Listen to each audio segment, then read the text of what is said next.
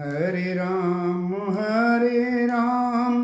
राम राम हरे हरे, हरे कृष्ण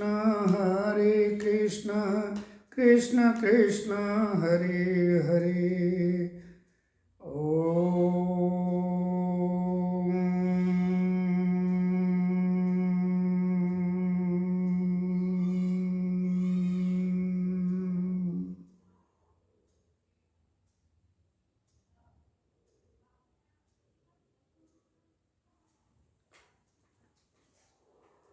आत्मीय जन, प्यारे भाई और बहनों, पिछले सत्संग में अध्याय 13 में हमने क्षेत्र, उसके स्वभाव, विकार और किस प्रकार से इस शरीर के संग से यह आत्मा जीवात्मा रूप में जन्म जन्म भटकती है तथा क्षेत्रज्ञ उसके स्वरूप और प्रभाव को जाना। अब अगले अध्याय में ओम श्री परमात्मने नमः। ओम परम पूज्य गुरुदेवाय नमः। अथ चतुर्दशो अध्यायः। इसमें भगवान ने सत्व, रज, तम तीनों गुणों से किस प्रकार से पुरुष का इन तीनों गुणों से संग होता है और इन गुणों के आधार के पर ही बार बार उसे जन्म और मृत्यु के चक्र में आना जाना लगा रहता है। इसी के संग से उसे नीच और उच्च कोटि की योनियों की प्राप्ति होती है। तो इस तरह से उस ही तत्व को, उसी ज्ञान को, उसी सत तत्व को अर्थात परमपिता परमात्मा के बारे में और आगे विस्तार से बताने के लिए श्री भगवान पुनः किस प्रकार से जीवात्मा इनके संग से बंधन में और इन गुणों से मुक्त होने पर किस प्रकार से परमपिता परमात्मा का स्वरूप हो जाते हैं, कैसे वो ईश्वरीय रूप होके, स्वरूप होके अपने आत्म तत्व को पूरी तरह से जान लेते हैं और फिर कभी भी हमेशा हमेशा के लिए जन्म मृत्यु रूपी चक्र से दूर हो जाते हैं। उसी तत्व ज्ञान को, उसी सत्व ज्ञान को, उसी परमपिता परम ज्ञान को परमपिता परमात्मा कृपा करके आगे बढ़ाते हुए कहते हैं। श्री भगवान वाच परम भूय प्रवक्ष्यामि ज्ञाननां ज्ञानम् उत्तमं यत् ज्ञात्वा मुनयः सर्वे परम सिद्धिम इति गता। श्री भगवान बोले कि ज्ञानों में भी अति उत्तम ज्ञान, परम ज्ञान को मैं फिर कहूँगा। परम भूय प्रवक्ष्यामि, मैं फिर कहूँगा, जिसको जानकर सब मुनिजन इस संसार से मुक्त होकर परम सिद्धि को प्राप्त हो गए हैं। श्री भगवान ने प्रारंभ में ही अर्जुन को परोक्ष रूप से ये विश्वास दिलाते हैं, उसके अंतःकरण में दृढ़ता का भाव लाने हेतु कहते हैं कि ऐसे अनेक मुनिजन हुए हैं जो इस संसार चक्र से मुक्त हुए हैं। कैसे? जो सब प्रकार के जितने भी हमारे सत्शास्त्रों में मनुष्य के लिए विभिन्न ज्ञानोपदेश दिए गए हैं, उन सब में भी जो अति उत्तम है, उस ज्ञान को जान लेने पर वो इस संसार चक्र से मुक्त हो गए हैं। वह ज्ञान क्या है? परम ज्ञान क्या है? असल में जो तत्व है वह स्वयं परमात्मा ही है। वह तत्व सर्वोपरि है। उसको जानना अर्थात परमात्मा स्वरूप होना।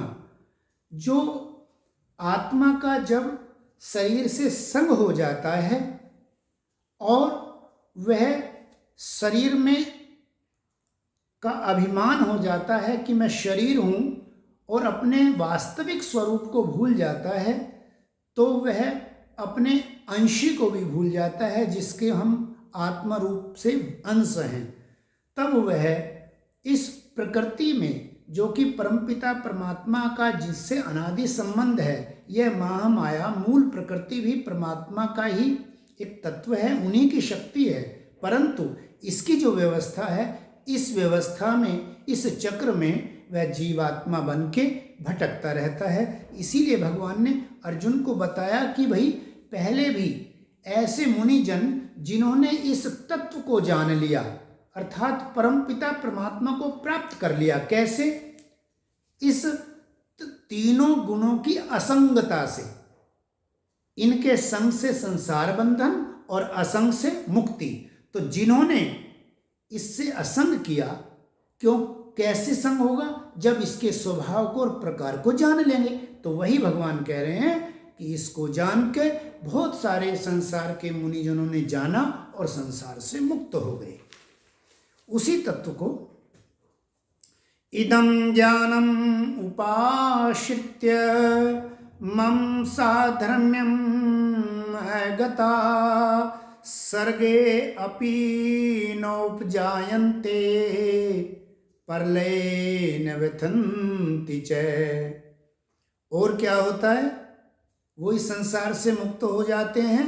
तो जब स्वर्ग का प्रारंभ होता है प्रलय के बाद, तो उनका जन्म नहीं होता, और जब जन्म नहीं होता तो प्रलय काल में होने का भी उनका कोई प्रभाव नहीं होता। भगवान कहते हैं इसलिए प्रलय काल में भी वे क्या होते हैं? व्यथित नहीं होते, व्याकुल नहीं होते। तो कैसे? जो इस ज्ञान को आश्रय करके, अर्थात जो मैं अब ज्ञान अभी पीछे कहा और इस ज्ञान को फिर पुनः मैं जो अब कहने जा रहा हूं, इस ज्ञान को जान लेने पर अर्थात धारण कर लेने पर मेरे स्वरूप को प्राप्त हुए पुरुष इस सृष्टि के आदि में न जन्मते हैं और न प्रलय काल में किसी प्रकार से व्याकुल अथवा व्यथित होते हैं। आगे भगवान कहते हैं, इस प्रकार से भगवान ने इस ज्ञान का महत्व बताते हुए आगे प्रतिज्ञा करते हैं कि अब मैं इसे आपके लिए भी कहूँगा। तो अर्जुन को सावधान करते हुए कहते हैं, मम योनि महत ब्रह्म तस्मिन् गर्भं ददाद्यहं संभव सर्वभूतानां ततो भवति भारत। हे अर्जुन, मेरी महत ब्रह्म मूल प्रकृति संपूर्ण भूतों का योनि स्थान है, अर्थात गर्भाधान स्थान है, अर्थात उत्पन्न होने का उपादान अर्थात कारण है। और मैं उस योनि में चेतन समुदाय रूप गर्भ को स्थापन करता हूं। भगवान कह रहे हैं कि मेरी जो ये मूल प्रकृति है, जिसे ब्रह्म मूल प्रकृति कहा गया है, जो कि जिसके संग से जो सृष्टि की रचयिता का कारण बनती है, इस सृष्टि का आधारभूत है, वह योनि है अर्थात गर्भास्थान है। और मैं स्वयं क्या हूं? मैं चेतन स्वरूप हूं, अर्थात मैं उस प्रकृति की सृष्टि रूपी उस सृष्टि का गर्भाधान करने वाला चेतन परमात्मा हूं। अर्थात यह सृष्टि का जो स्थापना है, इस सृष्टि की जो रचना है वो मेरे द्वारा है, परंतु कैसे? प्रकृति के द्वारा।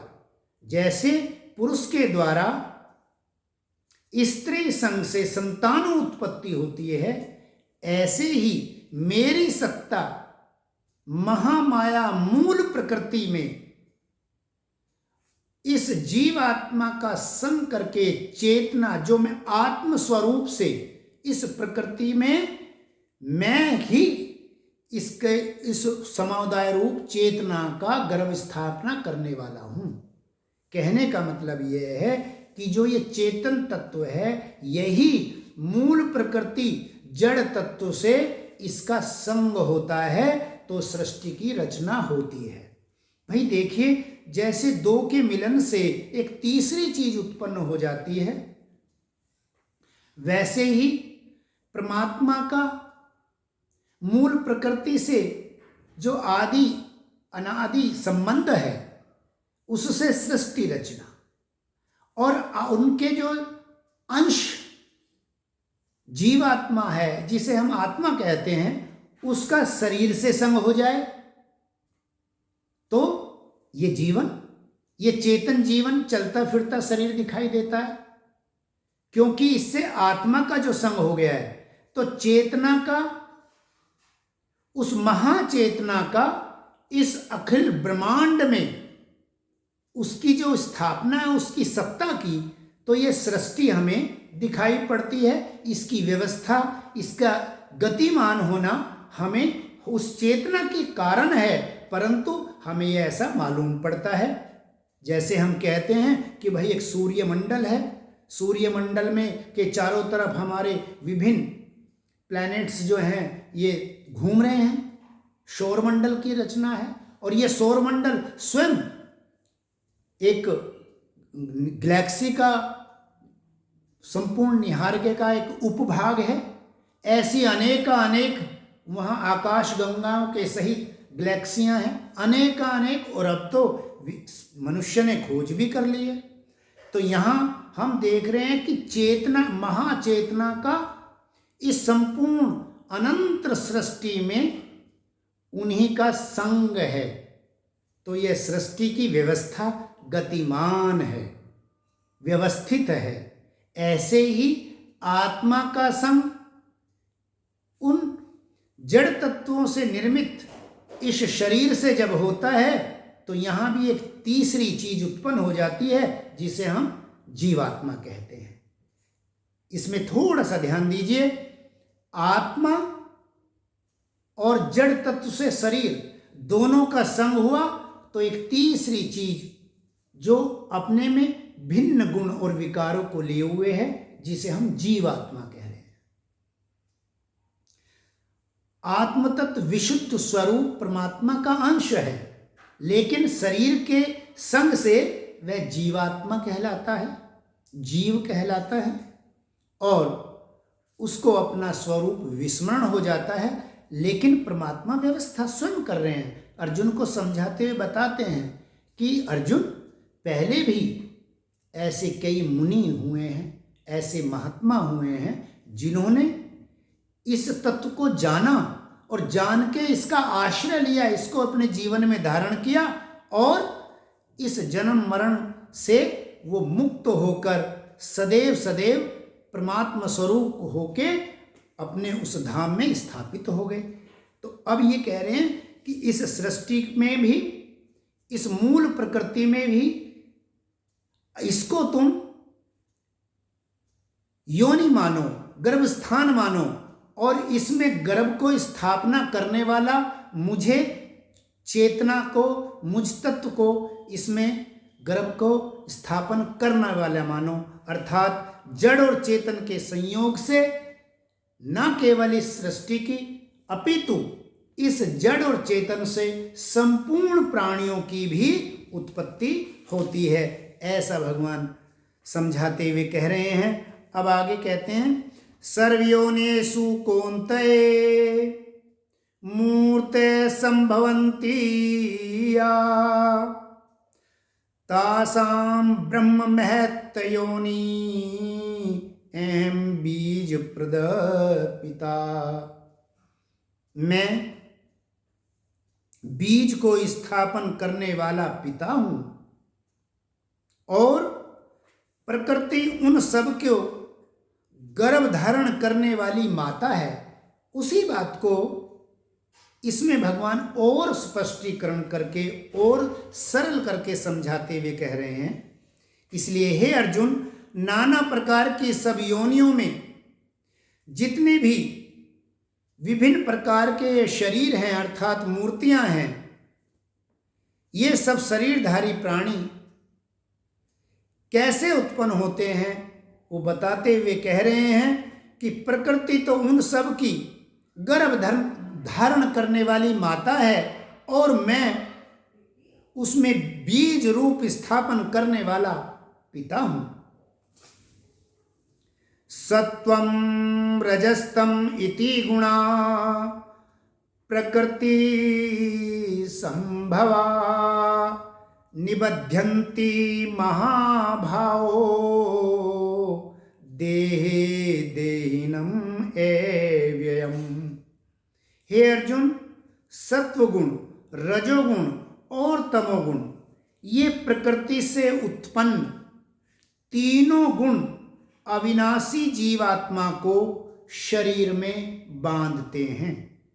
श्री भगवान ने जैसे अब मैं इस ज्ञान को कहूँगा ये प्रतिज्ञा करते हुए, उस ज्ञान का महत्व समझाते हुए, अर्जुन को पूर्ण विश्वास दिलाते हुए यहाँ भगवान श्लोक में कह रहे हैं कि वो बता रहे हैं कि ये जो जीवात्मा है ये विशुद्ध उस महातत्व अर्थात सर्वे सर्वा, जिससे उससे परे जो कुछ है ही नहीं, सर्वोपरि परम तत्व अर्थात परम पिता परमात्मा एक ईश्वर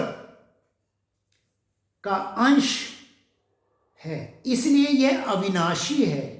यह अविनाशी जीवात्मा यह आत्म स्वरूप में रहे अर्थात अपने स्वरूप को विस्मरण करके जीव रूप में हो तो भी दोनों ही रूप में यह निश्चित है वह अविनाशी है, इसका नाश कभी नहीं होता, यह चेतन तत्व है।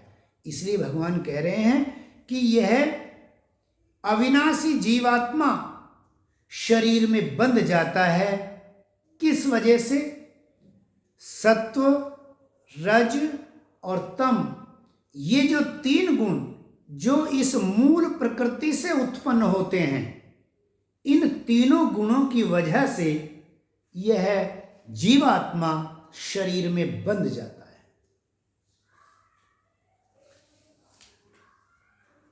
अब भगवान अलग अलग करके तीनों गुण को अलग अलग करते हुए समझाते हुए कहते हैं, तत्र सत्वं निर्मलत्वात् प्रकाशकम् अनामयम्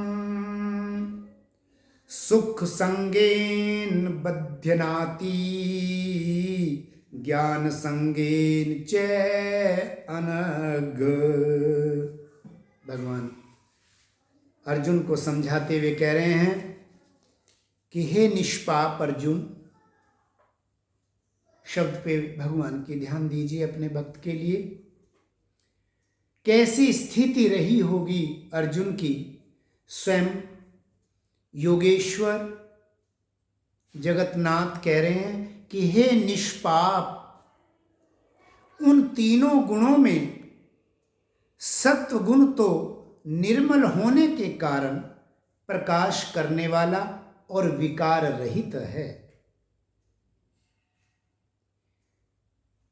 वह सुख के संबंध से और ज्ञान के संबंध से अर्थात उसके अभिमान से बांधता है। भगवान सत्गुण की विशेषता को समझाते हुए कह रहे हैं कि जो सत्गुण है वह प्रकाशवान है, निर्मल है, निर्दोष है, विकार रहित है परंतु उसका जब जीवात्मा सत्व को धारण कर लेता है तो उसे सुखानुभूति जो होती है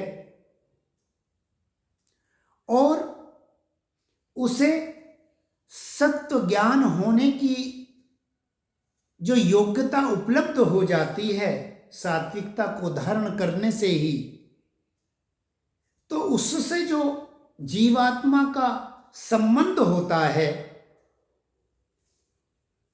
उस कारण से अर्थात उस अभिमान से जीवात्मा सत्व तत्व को धारण करके भी बंध जाता है। निश्चित रूप से उसको स्वर्ग, शिवलोक, ब्रह्मलोक इत्यादि की प्राप्ति हो जाती है।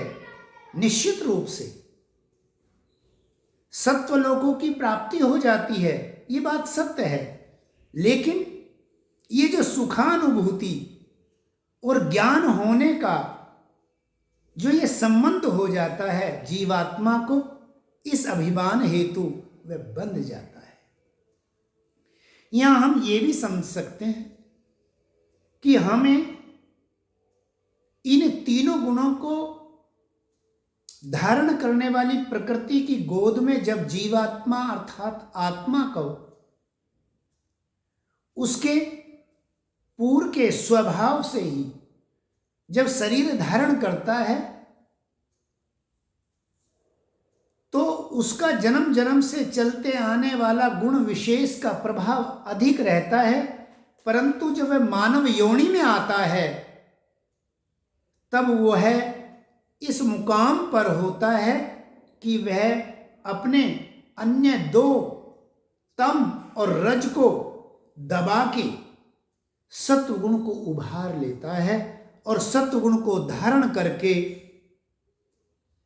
जब जीवन जीता है और अगर उसे परमपिता परमात्मा का स्पर्श किए हुए, अनुभूत किए हुए ऐसे सात्विक पुरुष जो परमपिता परमात्मा के सामीप्यता को धारण किया हुआ है, परमात्मा को स्पर्श कर गए हैं, परमात्मा स्वरूप हो गए हैं, जब उनका संग अर्थात सत्संग या निर्देशन मिलता है तो वे सत्व गुण को भी त्याग कर उस परमानंद सत्व तत्व को त्याग के परमानंद में अर्थात तीनों गुणों को पार करने के योग्य हो जाता है और आत्म स्वरूप में जग जाता है, अर्थात परमात्मा स्वरूप होके परम पिता परमात्मा को प्राप्त हो जाता है, परम गति को प्राप्त हो जाता है। यहाँ हमें यह समझना चाहिए, अर्थात हमें यह समझना चाहिए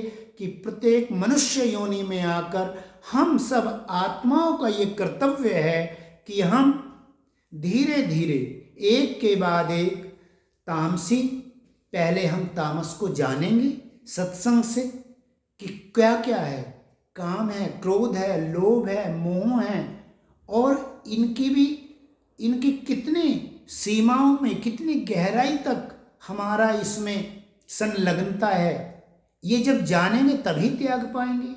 जब हम अमुक रोग को जान जाते हैं और उसके लक्षणों को पहचान जाते हैं तो संबंधित औषधि कर ली जाती है और हम उससे छुटकारा पा जाते हैं उस अमुक रोग से।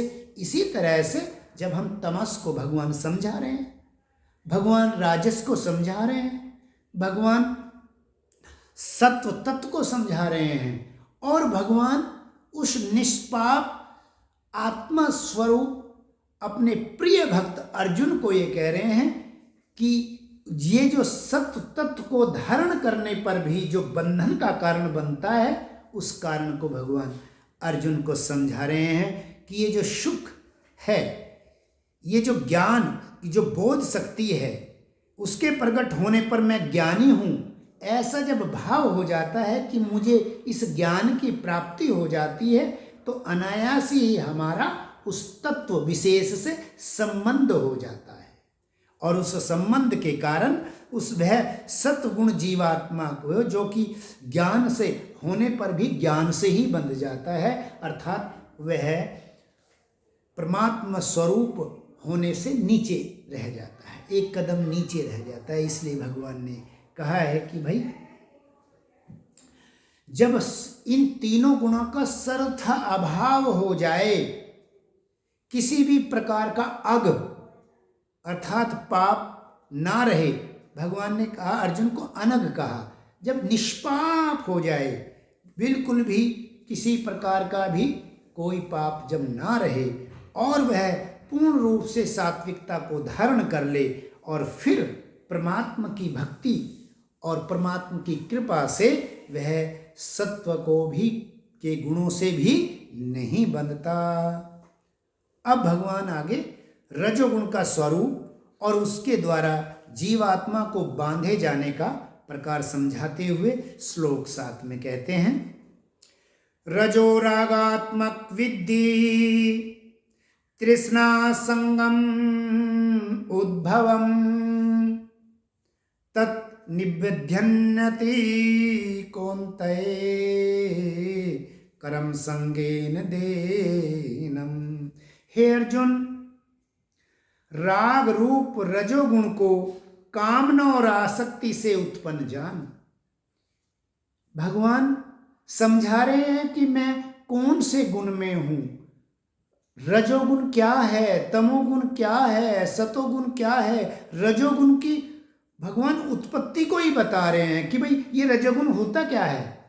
तो भगवान कह रहे हैं राग रूप कामना और आसक्ति से ही इसको उत्पन्न जानो। यदि कामना है संसार की प्राप्ति की, यदि संसार से हुए संसार जो जिसको हमने प्राप्त कर लिया है, उन वस्तुओं में जब हमारी आसक्ति है तो समझ लिए हम रजोगुण को धारण किए हुए हैं। तो हे अर्जुन, राग रूप रजोगुण को कामना और आसक्ति से उत्पन्न जान। वह इस जीवात्मा को कर्मों के और उनके फल के संबंध से बांधता है। भगवान किससे बंधता है वो रूप भी बता रहे हैं, यानी बांधने का जो प्रारूप है गुण विशेष का, तो प्रारूप को भी भगवान समझा रहे हैं और उस गुण विशेष का जो लक्षण है इस मनुष्य जीवन में, उसको भी भगवान स्पष्ट करते हुए समझा रहे हैं कि वो कैसे है। जैसे यहाँ 7वें श्लोक में हमें भगवान बता रहे हैं कि कामना और आसक्ति लेश मात्र भी है। कितनी है ये तो हमें अपने स्वयं के स्वाध्याय से पता लगेगा। स्वयं के जीवन का जब हम अध्ययन करेंगे, स्वयं का अध्ययन करेंगे, इस जो जन्म लिया है उससे अब तक का यदि हम रोज रोज स्वाध्याय करते हैं तो हमें पता लगेगा कि हम कितनी आसक्त हैं, कितनी कामनाओं का प्रारूप मेरे अंतःकरण में इस चित्त में है। अगर ये है तो हम रजोगुण से हैं, और रजोगुण किस भाव से बांधता है, उसका फल रूप क्या है, कर्म और उनके फल, अमुक करने का भाव और उस करने के प्रति अर्थात करने से पहले ही अमुक फल की प्राप्ति का जो अंतःकरण में भाव है, यह दोनों हमें रजोगुण में अपने आप को पाया जाता है इन गुणों से। तो भगवान ने बताया कि यह कर्म और उनके फल से बंधता है, और उनके कर्म और उनके फल से बंधने का कारण है कामना और आसक्ति। और ये किसका लक्षण है, रजोगुण का। इस भगवान की अनुकंपा से, उनकी महती अनुकंपा से सतत चलते हुए इस सत्संग में आज इतना ही। शेष उनकी कृपा से फिर आगे। ओ